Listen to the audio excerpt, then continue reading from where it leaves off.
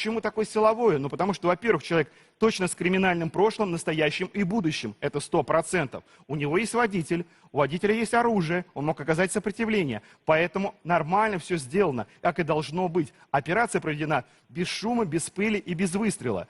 А люди окружения Фургала могли поступить как угодно. Тем более, как понимаете, люди явно из ОПГ. Это не администрация края. Это давно стало организованное преступное сообщество под руководством губернатора. И этот факт, конечно, всех удивляет. Что касается Жириновского, последний сказал, это дело точно не рассосется.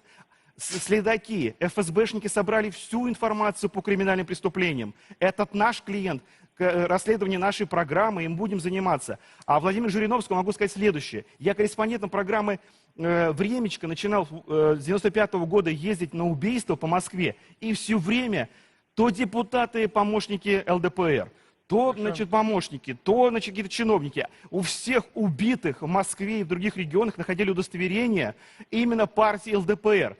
Больше всех убитых людей, связанных с криминалом, убийственными преступлениями, это люди, которых были в карманах удостоверения ЛДПР. А Владимиру Жириновскому надо внимательно относиться к людям, которых они подбирают, берут себе в партию, надевают эти маски, стоят как клоуны, вот, и потом говорят, что это какой-то наезд на партию. Это не наезд на партию, это очищение партии от криминала. А Владимиру Вуховичу давно пора все дела изучить повнимательнее и посмотреть, кто у него находится.